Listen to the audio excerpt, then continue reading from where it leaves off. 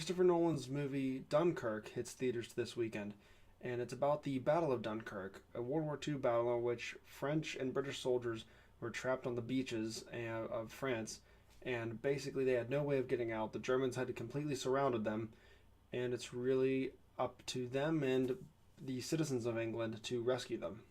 Going into this movie, I had no recollection of the Battle of Dunkirk. I'm a huge World War II fan, but honestly, this is a battle that escaped me. I really look at more the American sides of the war and their battles. But this movie really, it's good that this movie came out because it's such an important historical event that I'm glad that people are finally becoming aware of this.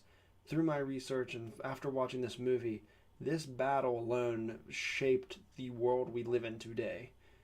Without the soldiers that escaped from there, Britain might have fallen, or to the German Nazis. It's an intense movie. It's historical, but let's get on with the characters first. By far, my favorite performance in this movie was Tom Hardy. Even though he is just a pilot and he isn't the main focal point of the movie, I felt his presence, his scenes to me were the most intense. The dog fights of this movie were the best dog fights I've ever seen, honestly. I don't know. Christopher Nolan just does it, man. He just has it. The editing, the way they shot it. There's little to no CGI in this film.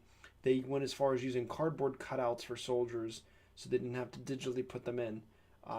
Christopher Nolan spent over $5 million on all the ships and planes and equipment and everything to make this as an authentic, real action World War II movie as possible.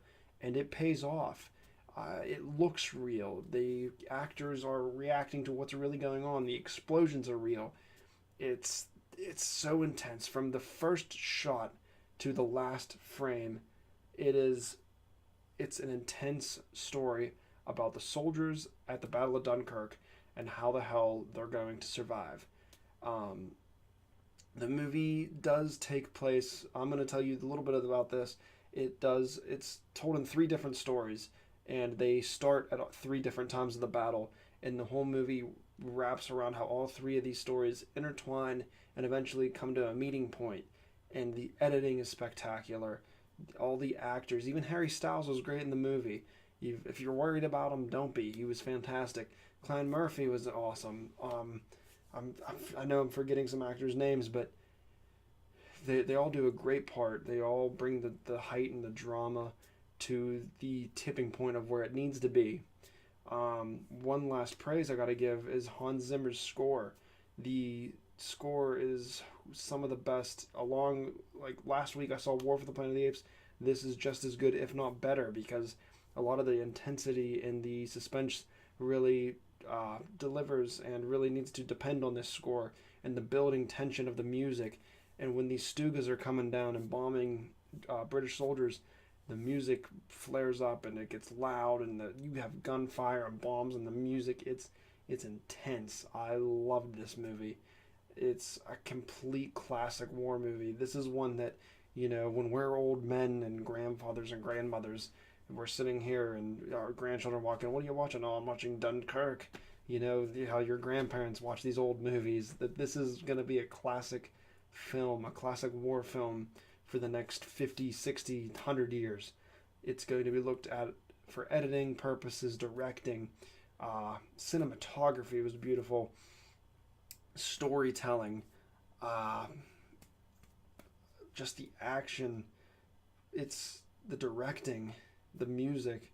I can't fault this movie anything. Maybe if someone had something to complain about, it'd be character development. But the movie doesn't focus on one character. In fact, I don't really know many of the characters' names in the movie, but that's not the point. The story is the Battle of Dunkirk. The story is the battle. The story is the evacuation and how the normal civilians got in their boats and shipped off and had to come rescue these soldiers. And at the point where you see the civilians coming and the British soldiers are cheering, you get emotional. You're like, yes, finally, after so long of waiting, they're finally getting somewhere. They have hope, and that's what this movie's about, is hope, not to give up. And it's amazing. It's an epic adventure. I don't really know what else to say, guys. From the first frame, which is bam, you're in the battle, to the last frame, which is the final conclusion of what's going on. I was nervous. It was intense. It was emotional. You're rooting for these guys. You want to win all. This movie's only an hour and 47 minutes. One of Christopher Nolan's shortest films he's ever made. But and how intense it is for without even seeing a single German soldier, really. There's I'm not going to spoil anything, but you barely see German soldiers. But the intensity is there. What you know they're up against is there. It's amazing. Go see this film. I'm giving this a 10 out of 10. It's one of the best films I've seen this year. It's one of the best films I've seen in years. This movie is awesome. Go see this. Seriously, it deserves your cash. You want to hear the explosions, the gunfire. You want to hear it with the stereo system. You want to see it on the big screen. Do it. Go see it in 750mm film if you can have the opportunity.